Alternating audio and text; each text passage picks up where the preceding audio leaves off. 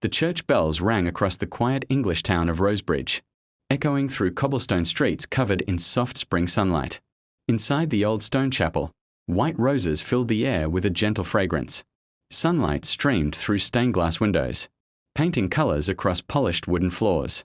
Emma Carter stood alone at the altar. Her hands trembled slightly as she held a delicate bouquet of ivory roses. Her wedding dress was everything she had ever dreamed of: elegant lace sleeves, flowing silk, perfectly fitted as if destiny had designed it just for her.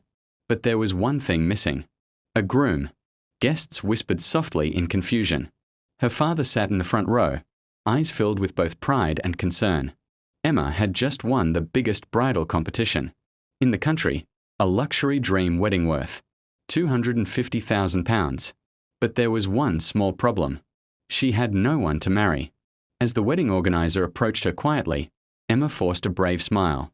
"I promise," she whispered, heart beating fast, "there will be a groom." She just didn't know who or how, and she never imagined the man who would soon walk into her life would change her destiny forever. Emma Carter lived in a small rented flat above a cozy bakery in Rosebridge. Her life was simple. She worked as a wedding dress tailor in a charming boutique called Ivory Grace Bridal. Every day, she stitched dreams for other women, adjusting lace sleeves, sewing pearls onto silk gowns, listening to brides talk about love stories that sounded like fairy tales. But Emma never believed fairy tales were meant for her. Her mother had passed away when she was only 16, leaving Emma to take care of her father, a gentle retired schoolteacher. Money had always been tight.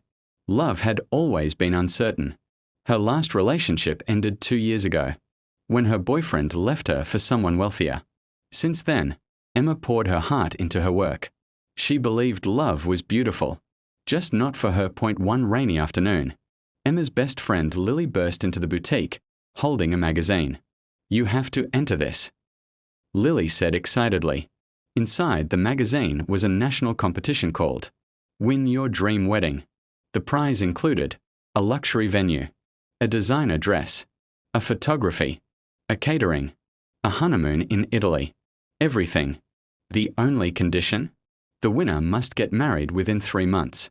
Emma laughed softly. "I don't even have a boyfriend." Lily smiled knowingly. Maybe destiny is waiting. That night, Emma filled out the application as a joke. She wrote honestly, "I don't have a love story yet, but I believe love can find anyone, even when they least expect it." Weeks later, her quiet life changed forever. She won. The media loved her story. A bride with no groom. Newspapers wrote.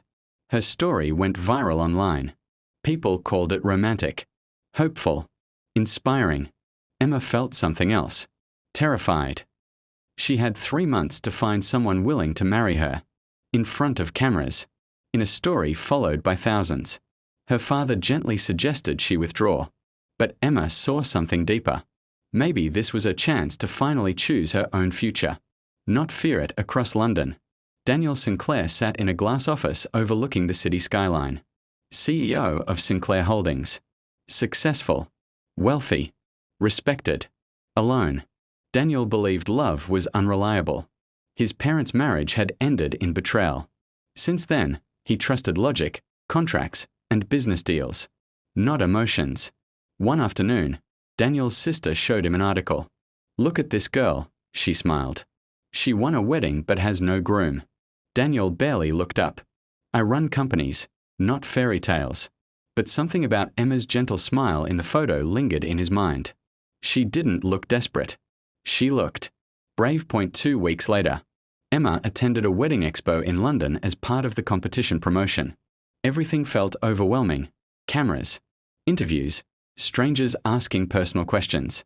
During a quiet moment near a coffee stand, she accidentally spilled tea onto a man's expensive suit. "I am so sorry," she gasped.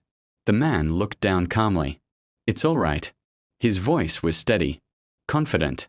Emma noticed his deep brown eyes. Daniel Sinclair. Though she didn't know his name yet. They sat together while waiting for the suit stain to dry. Conversation felt natural, easy, surprisingly comfortable. So Daniel asked softly, "You're the famous bride without a groom." Emma smiled nervously. Yes, slightly embarrassing. Daniel studied her expression. You entered believing love would appear. Emma hesitated. No. I entered hoping I might finally believe in it again. Something in her honesty touched. A week later, Daniel contacted the competition organizers. He made an unusual offer. He would marry Emma. Under one condition. It would be a contractual marriage for 1 year. In return, Emma would receive financial stability and freedom from media pressure. Emma was shocked. Marry a stranger. A businessman who treated marriage like an agreement. But time was running out. And strangely, she felt safe talking to him. They met again. Daniel explained honestly. I need a respectable public marriage for business reasons. Emma crossed her arms. And I need someone willing to stand beside me at that altar. Silence filled the room. Finally, she whispered, 1 year. They shook hands. Neither knew their hearts had already begun rewriting the contract Emma moved into. Daniel's London townhouse. Everything felt unfamiliar. Large rooms. Quiet hallways. Luxury she had never imagined. Daniel respected her boundaries. He never forced closeness. He never pretended affection. Yet small moments slowly changed everything. Morning coffee conversations. Evening walks by the Thames. Shared laughter over burnt pasta. Emma noticed Daniel's hidden kindness. Daniel noticed Emma's quiet strength. The contract remained. But something softer began growing between them. One evening, Emma discovered an old photo in Daniel's study. A young boy smiling beside him. Her heart tightened. Who is this? Daniel's voice softened. My son. Emma was stunned. Daniel had never mentioned a child. His son Oliver lived with Daniel's former partner in another city.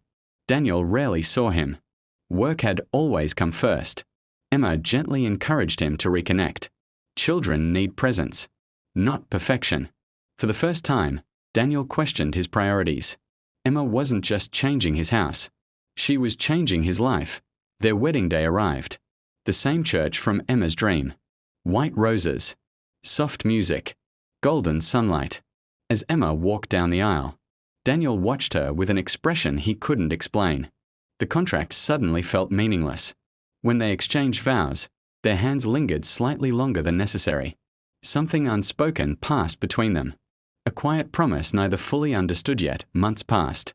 They traveled together. Met each other's families. Shared personal stories. Emma helped Daniel rebuild his relationship with Oliver. Daniel supported Emma in opening her own bridal boutique. Their partnership felt real, natural, beautiful. But fear remained. Was this love? Or temporary comfort? One evening, Emma overheard Daniel's business partner speaking. The marriage was brilliant for public image, he said. Emma's heart stopped. She suddenly felt foolish. Had everything been strategy? Was she only part of a plan? Hurt consumed her. She packed her belongings quietly. Left a simple note. Contracts end. Feelings shouldn't. Daniel returned home to an empty house. For the first time, success felt meaningless. Weeks passed. Daniel realized something painful. Emma was never part of a business deal. She had become his home. His peace. His courage. He missed her laughter. Her honesty. Her warmth. Meanwhile, Emma returned to Rosebridge. She opened a small bridal shop. Helping other brides still made her happy. But her heart felt incomplete. On a rainy afternoon, Emma prepared to close a shop. The bell above the door rang. Daniel stood there, breathing slightly fast. Eyes sincere. I came without a contract, he said softly. Emma remained silent. I don't want a perfect public marriage, he continued. I want imperfect mornings. Arguments about tea. Your laughter in my kitchen. Tears filled her eyes. Daniel stepped closer. This time I am asking without conditions. He knelt. Emma Carter, will you marry me for real? 1 year later, Emma walked down the aisle again. But this time, she wasn't alone. Daniel waited at the altar. Oliver held the rings proudly. Their wedding wasn't about luxury anymore. It was about truth, promise, choice. As they said, I do, Emma realized something beautiful. She didn't win a dream wedding. She found a dream partner. Sometimes love arrives late, because it is worth the wait.